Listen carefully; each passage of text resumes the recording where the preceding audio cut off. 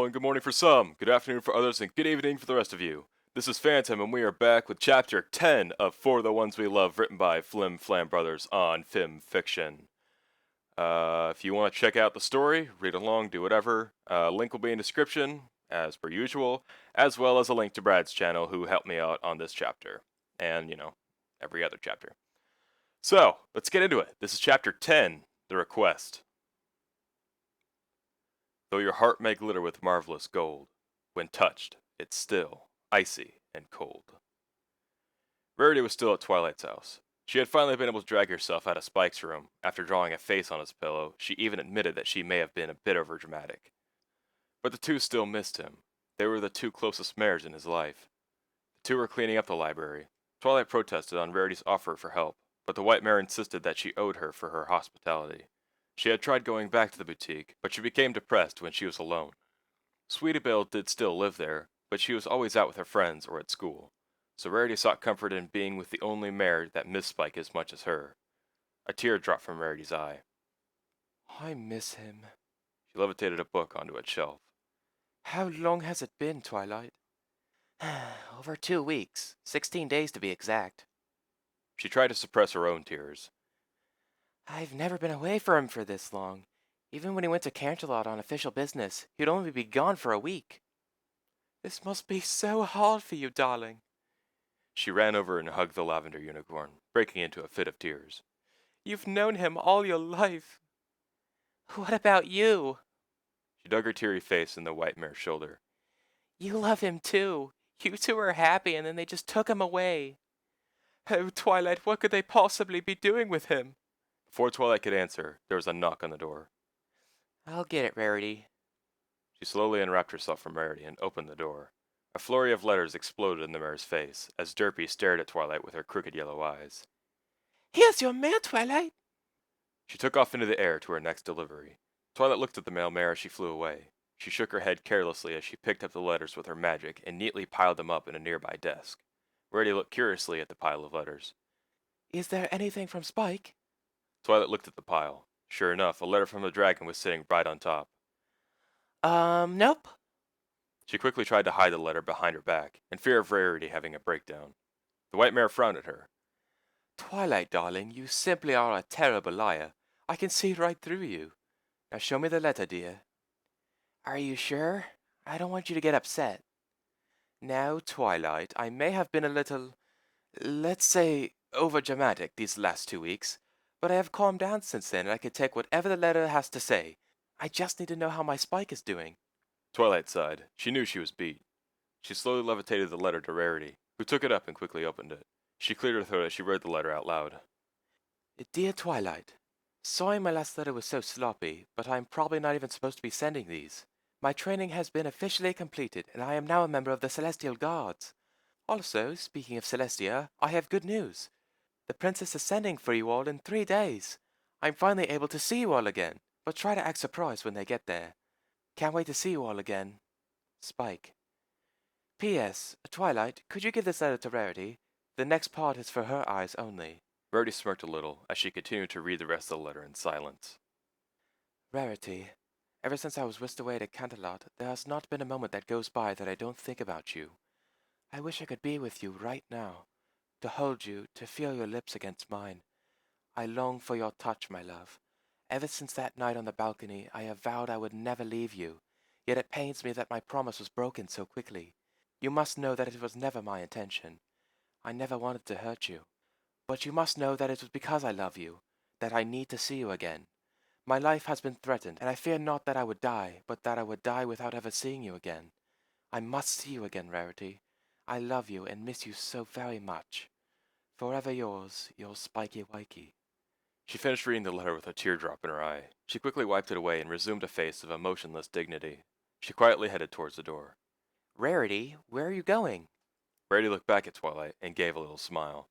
Why, home to pack, of course. Didn't you hear the letter? They'll be sending for us in 3 days. That's not nearly enough time to pack for a trip to Canterlot. Okay. Rarity scratched her chin in thought.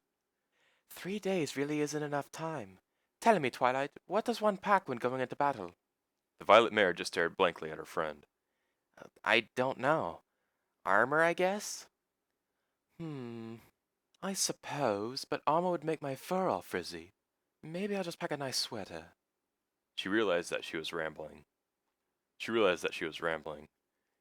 Well, regardless, I will see you in 3 days, Twilight. And thank you again for the hospitality. You are a true friend. Twilight smiled. No problem. I'll tell the others to get ready. She closed the door behind Rarity. She headed upstairs to begin packing for the upcoming trip. 5 Astraces! The past 3 days seemed to take forever. Spike woke up early with the morning sun. Spike could hardly sleep last night, which in itself was a gift because he would have to deal with Conquest. The green and purple dragon leapt out of bed and hopped into the shower. Today was going to be perfect. He let the hot water soak him. It was a great feeling as he thought about finally being reunited with all his friends. It would be nice to see Rainbow Dash and Applejack, and Pinkie Pie would definitely throw him a party. Hopefully Fluttershy had recovered from the little incident. Twilight would probably squeeze the life out of him, but it would be nice to see her. But of course, there was no doubt that it was Rarity that he would be happiest to see. Would she be overjoyed with happiness and jump into his strong arms as they would passionately kiss in the light of the sunset? He could only imagine. He got out of the shower and shook the water off. As he left the bathroom, he noticed a tall, dark mare sitting casually on the edge of his bed. Did you have a nice shower? Luna played with her hair as she glanced towards the dragon. Oh, crap, he thought. Hello, Luna. He slowly inched himself towards the door. She giggled at the dragon. Relax, Spike. It's early in the morning, and I'm not in the mood right now anyway. Oh, that's good, That's good? repeated the princess, wondering what he meant. What do you mean by that's good? Nothing, quipped the dragon quickly. Is there a reason you're here? Her concerned face quickly turned into a smile. Well, as you know, your friends are coming in tonight, and therefore have been assigned rooms to sleep in. Really? Yes, and I have made special arrangements to have Rarity to be bedded in this room. Spike's face lit up like the sun. Really? His wings sprung open at the very thought of him and Rarity being alone in his room. Yes, which means you will be moving rooms. Something in Spike's mind shattered like a pane of glass. Really? Yep, you'll be moved to a different room. And, where am I being moved to exactly? Well, since all the guest rooms are filled up, and I simply refuse for you to sleep in the barracks with the guards, I have seen no other option than to have you sleep in my room. Spike's eyes contracted as the words, "my room," echoed over and over in his head. Are you sure? The princess got up and walked past Spike, brushing his face with her starry tail as she headed towards the door. Don't worry, Spike. There's plenty of room in my bed. She winked before disappearing down the hall. Oh, and before I forget, Kerphoof wants to see you in the dungeon.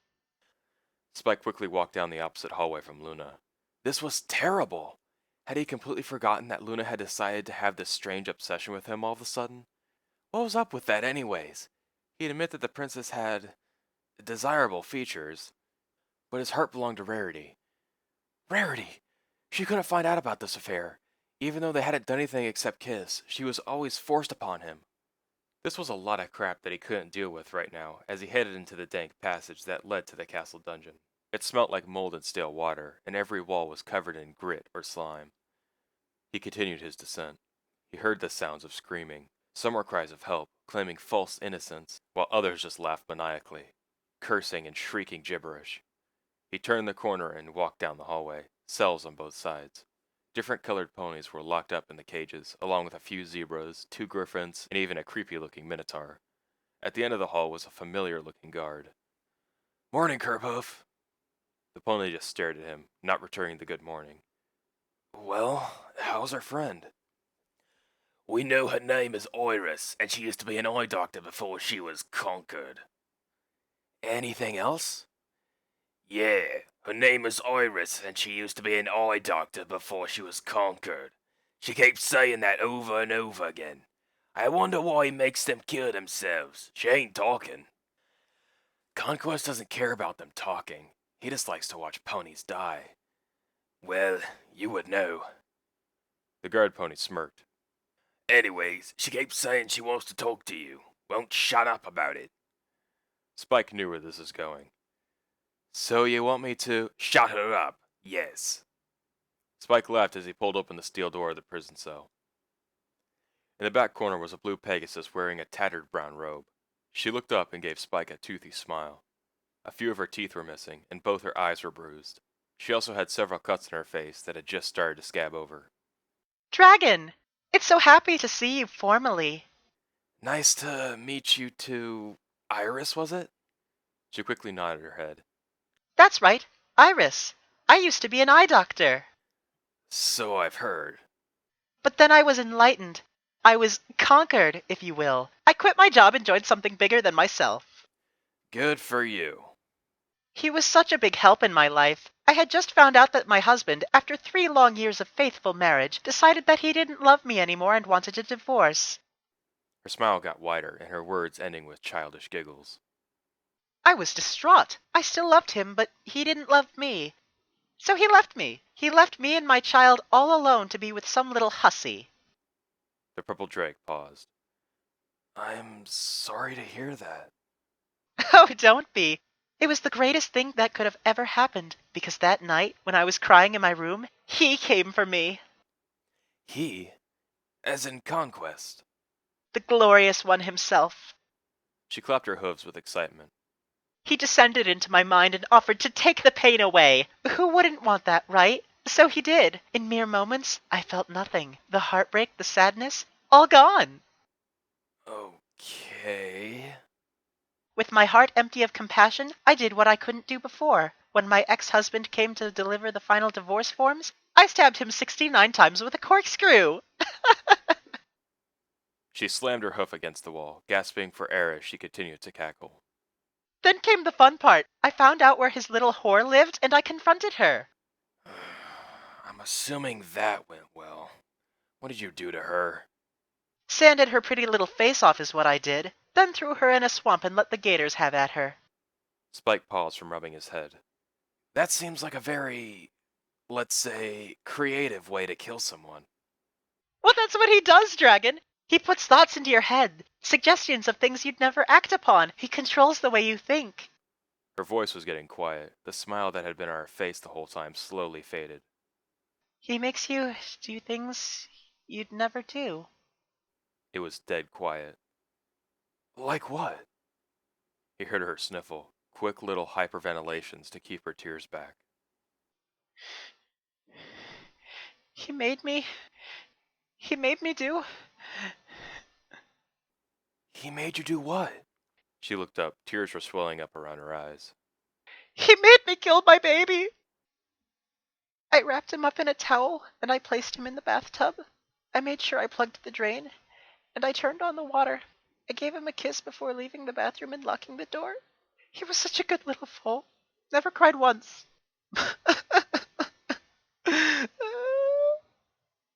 She tried to force a smile, but she couldn't. She burst into tears, crying as only a mother who lost her child could cry. Why did you do that? He grabbed the mare by the throat. I didn't want to, Dragon. But that's what he does. He makes you think it's your idea in the beginning, and you even enjoy it, but then he tells you to kill someone really close to you, one that you have no desire to harm. That's when he takes over. You think I wanted to kill my son? I think you wanted to take the easy way out. You're so stupid. If you let him in your head, he'll never leave. It happened to me. It happened to all of us. Then why are you telling me this? She stopped crying. She closed one of her eyes, the left side of her face forcing itself up in a sadistic smile, while the other side stayed in distress. Because I am letting her. What? She opened her eye. It was blood red, just like Conquest. Iris, my dear, did you really think that I'd let go of one of my little playthings like that? The corrupted side of her face asked. I'm sorry, my lord. I was weak. Please forgive me. Now, Iris. It's okay. I forgive you. You do? Of course. I'm not a monster. I mean, I have to kill you, but I'll always forgive you before I kill you. What? No, please, master. Tears slowly rolled down her one non-red eye. I can do better. I can be better. I don't feel regret. I loved killing my son. The red eye rolled in its socket before staring at the dragon. This is why I despise ponies, Spike. They're spineless, selfish cowards, willing to do or say anything to survive. Life will be so much better when they're all dead. The red eye slowly returned to normal, Iris's mouth slowly starting to relax. She looked at the dragon. She was panting for breath. Oh God! She grabbed her hair with her hooves. Please! She slid her hooves down the side of her head, stopping on both sides of the skull. Help me! She forced her head around, a sickening crack echoing through the cell as her body fell to the ground. Spike stared at the dead mare. She had broken her own neck, or rather, conquest made her. He walked out of the cell, heavy-hearted from what he had just witnessed. Curpoof was waiting for him on the other side of the steel door. So what happened? Did you find out anything interesting? Yeah, I found out they're not bad ponies. They just do bad things to make the pain go away. Curpoof furrowed his brow at the drake. I have no idea what that's supposed to mean. Spike walked by him in silence. Is there anything else? The guard pony nodded. Yeah, they want you down in the bowels for fitting. The den? Yeah, 'cause it's hotter than dragon's piss down there. Spike scowled at the joke. You don't know the first thing about dragons, do you? I know they're overgrown pests. It's down the grey hallway, the one that keeps going down. Spike didn't acknowledge him any further. He just followed the direction that Curpoof had pointed out. And 5 asterisks with a scene break. There was a knock on the Carousel Boutique's door. Rarity was still in her bed, turning in her sleep as she ignored the knocking. Rarity took a pillow and pressed it on her ear. Who could be knocking at such an early hour? Hello? Rarity, wake up. It's twilight. The white mare's eyes shot open. Today was the day the princess would send out for them and bring them to Canterlot. She quickly scrambled out of her massive bed, levitating the large pile of suitcases she had packed prior to the letter, and headed to the door. She kicked it open and ran past her friend, dragging her bags behind her. Oh, good morning, Twilight. She stopped and turned around to look at her friend. Oh, good morning to you, too. One of Rarity's suitcases had slammed her in the head as she was leaving the boutique. So, where are they? She looked around. I don't see them anywhere. Who? Wondered Twilight. Oh, the guards are waiting at the library. I came to get you. She looked at the mountain of bags her friend had packed. I'm guessing you're ready to go? Of course, dear. A lady is always prepared, she hummed as the two continued towards the library. It wasn't long before they reached the treehouse. Parked right outside were 2 sparkling white carriages, with a pair of large white Pegasi hooked up to each. All their friends were already accounted for, except for one. Where's Fluttershy? Rainbow Dash, I thought I asked you to go to her cottage to get her. I did. But when I got there, she wasn't home. Applejack scratched her chin. Now that I think about it, I say I haven't seen her at all recently. Where do you think she could have gone? Just then, a green, walking bush started to make its way around the corner. A familiar yellow mare's head poked out. Did they follow me? Her head darted in every direction, looking for any threat. Seen who, Sugar Cube? Lyra and Bonbon. They've been following me for the past 3 weeks. I don't know why, but I don't want to go back into the closet. Go back in the what? Questioned Pinky. There was laughter coming from around the corner.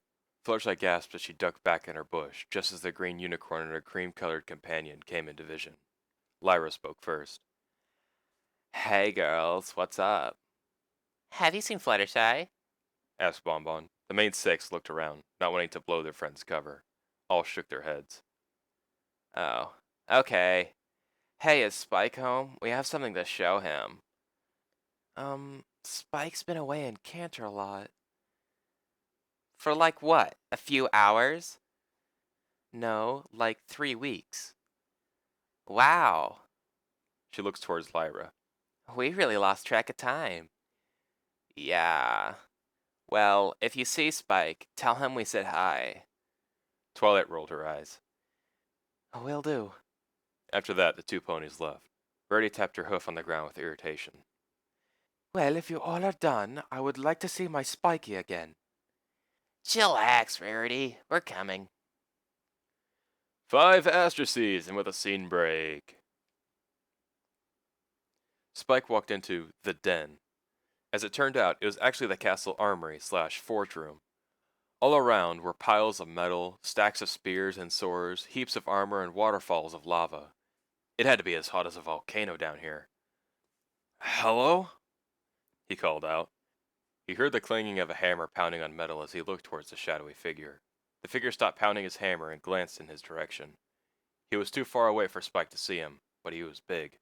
Bigger than any pony he'd seen before. Hello there. That he said you'd be coming down today. Hi there. I'm Spike, and you are... Forgive me. I don't get many visitors down here. Ponies don't like the level of heat. But we're not ponies, are we? Spike looked confused. I'm sorry, we're not ponies? The figure stepped out of the shadows. He was about 8 feet tall, a few feet taller than Spike. His outer scales were the color of weathered rubies, while his stomach and neck were a yellowish gold. He had many scars on his long, crimson snout, showing off his many yellow teeth. One of his eyes had a small metal plate welded to it, and his good eye shined like a golden medallion. It's been so long since I've seen another dragon. He smiled, offering a hand to the purple dragon. You mean, all this time, there was... He was unable to get his thoughts together. I've been down here for almost 500 years making weapons for Her Majesty. Oh, and the name is Volnal Cognotale Fargo. The dragon shook his head. I'm sorry, what? The strange-named dragon smiled as he rolled his eye. Just call me Forge. He turned around and picked up a large sheet of metal and examined it. So, you need a set of armor. I do?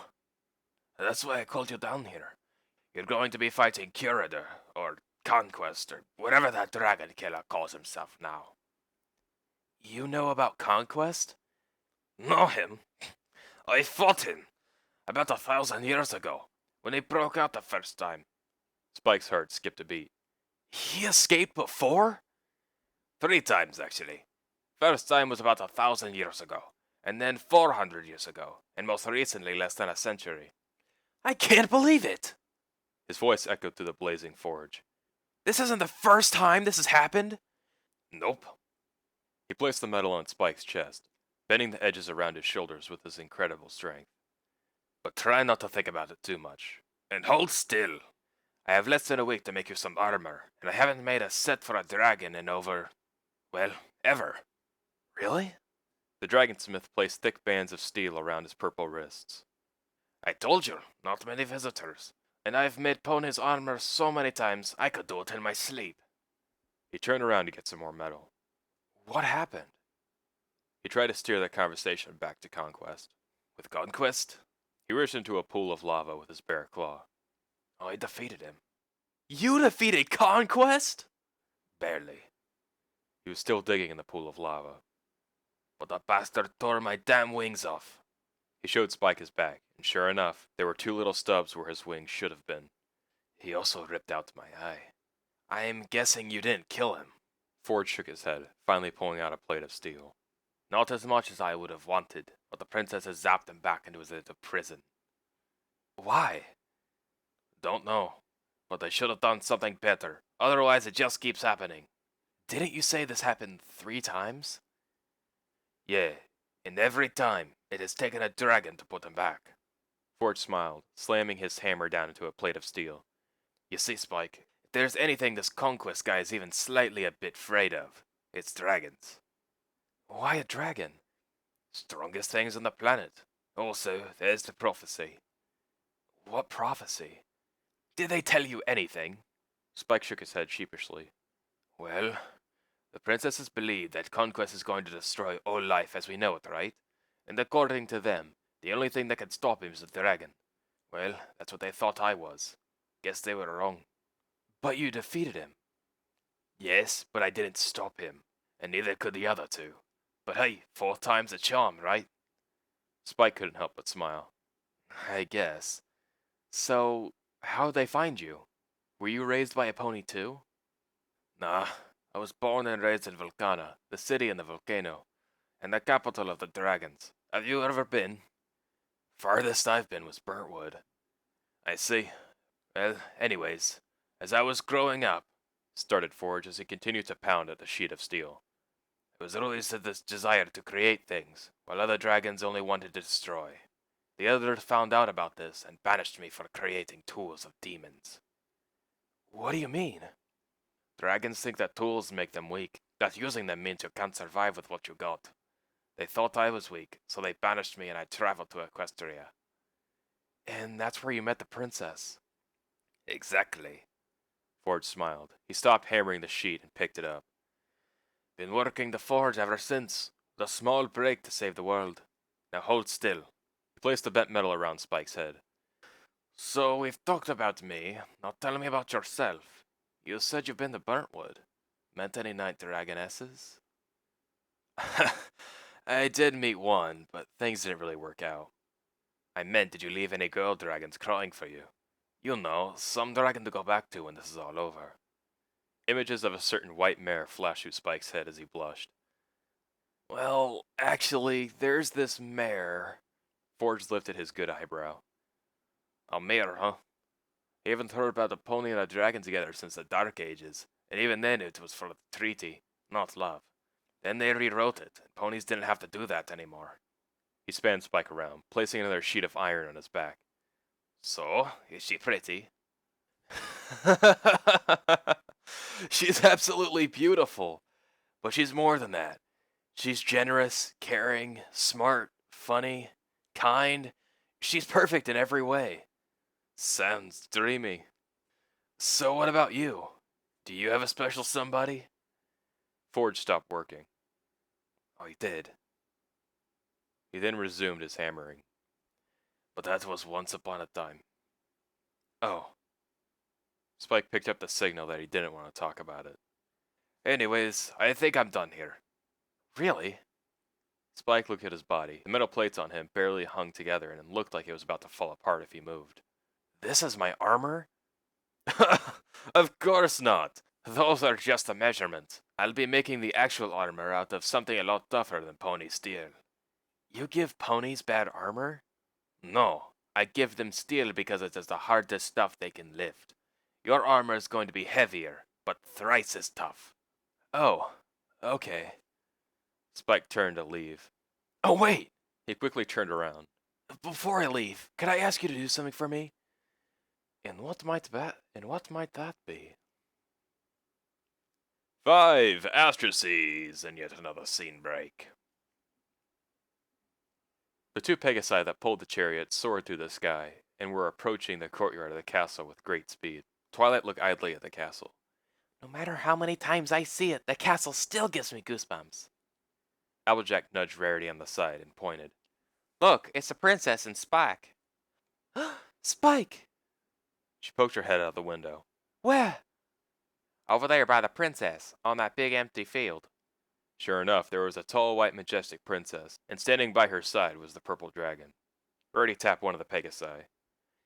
Excuse me, sir, but do you think you could go a little faster? The Pegasi nodded as he motioned for his companion to pick up the pace. Soon they had almost doubled their speed. They were headed straight towards the princess and the dragon. Spike looked at the oncoming carriages. They look like they're coming in a little fast. Don't worry, they'll slow down. The carriages continued to pick up speed as they descended. Princess, are you sure? Spike, they are highly trained and disciplined escorts. I don't think they would... Duck! He threw himself to the ground and dragged the princess with him, the flying carriage barely missing their heads. It parked close to the two, and the ponies on board quickly unloaded themselves. Spike rose to his knees as he saw his friends jump off and started running towards him. He began to slowly make his way towards them as well, until he was tackled by a purple blur. Twilight knocked him off his feet, and she embraced her little brother. I missed you so much, Spike. She buried her head in his chest. I miss you too, Twilight. He stroked one of his claws through her deep purple mane. I'm sorry for all the trouble I've caused you. Hey, Spike, catch me! Pinky screamed as she leapt into the air and cannonballed towards Spike. What? He shrieked, but it was too late. The bouncing pink pony had collided with his face.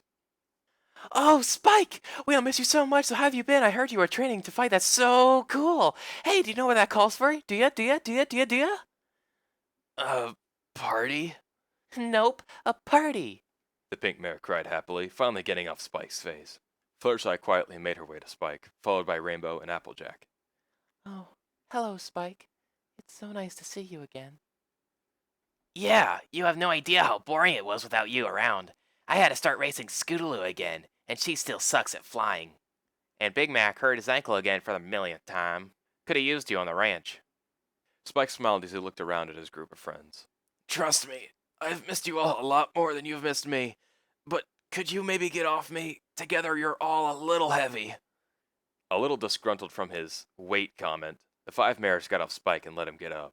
Back to his feet, he noticed that the one pony he wanted to see was still at the carriage, her hooves wrapped in her forelegs as she stared a stare that could freeze the hottest fire. Spike was still smiling, however.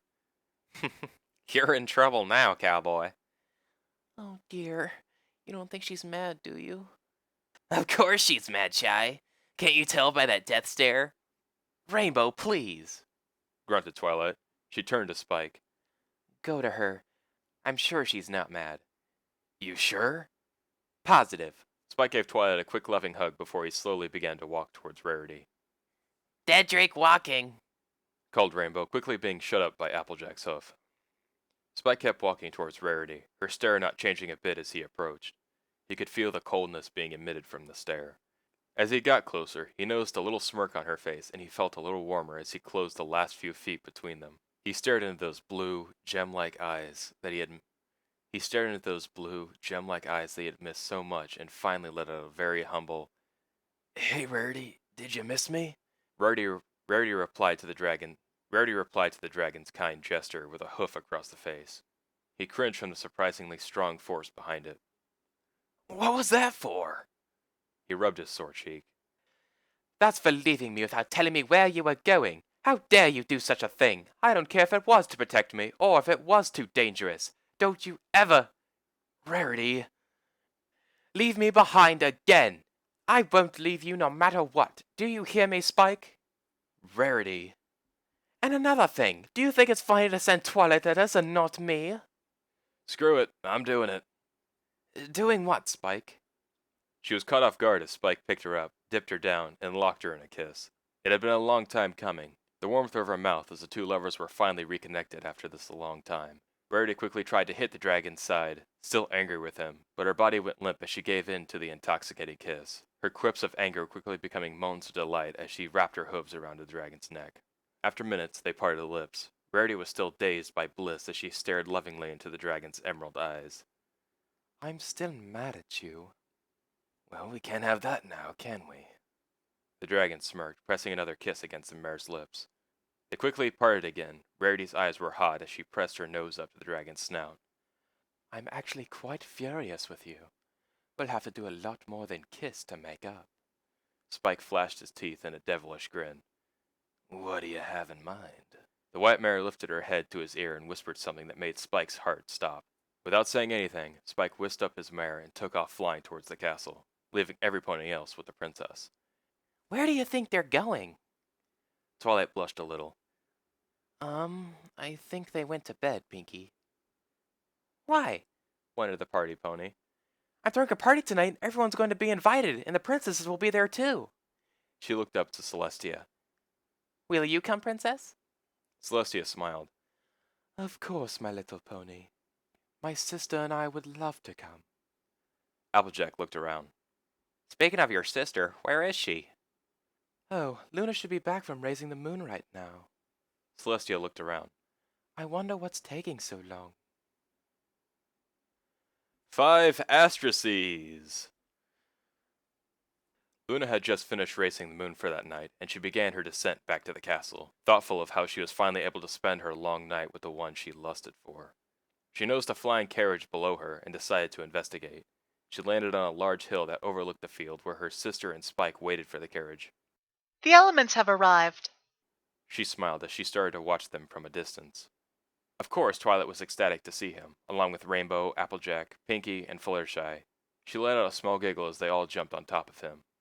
He'll be happy tonight, and happier later. She smiled at the thoughts of what she and her love would do that night. Then he walked over to Rarity. I guess she missed him too. She smiled, watching the dragon as the white mare slapped him and began to yell at him. Luna laughed some more as she saw the little pony try to beat up the big dragon. But then something strange happened. Out of nowhere, Spike just grabbed her and then he... You're kissing him? She was shocked as she continued to watch the two as they kissed for a second time. Oh, you did not just kiss my dragon! She gritted her teeth in anger. Her wings spread open as her long horn glowed. She stared at the two with absolute fury as they flew off together. As she grew angrier, large dark clouds started to manifest behind her, until the night sky was blotted by her stormy clouds of rage. Nobody steals my Drake friend! Lightning flashed and thunder echoed behind her. 5 astraces and a scene break. Did y'all hear that? Applejack looked up towards the sky, seeing the storm clouds quickly approaching. We better get inside. There'll be a storm a-brewing. And that was Chapter 10, The Request. Yeah, Chapter 10, The Request by Flim Brothers on FIM Fiction. Oh, man. I started recording this at like 6 a.m. I got no sleep. I'm tired and lightheaded and have a headache. And this is actually a really long recording. But I knocked it out. I did it. So in any case, if you enjoyed the story, check it out in the description, as well as Brad's channel, who helped me out in this chapter, as well as previous chapters and future chapters. Again, give me some short story ideas that you want me to read, because I really enjoyed doing those 2 on Monday. But in any case, I'm really tired and not feeling well, so I'm going to stop the recording before I try to drag this on any further. I have plenty of editing to do, and yeah. Remember to like the video, leave a comment below saying what you like, what I didn't, or what you didn't like, what you want me to read next. Yeah, and I do read every single comment that you guys post, so. As well as subscribe if you want to hear new stories by me, if you are sticking around for everything I do. In any case, I hope you enjoyed. Thanks for listening. Have an awesome day, and I will see you in the next video. Peace.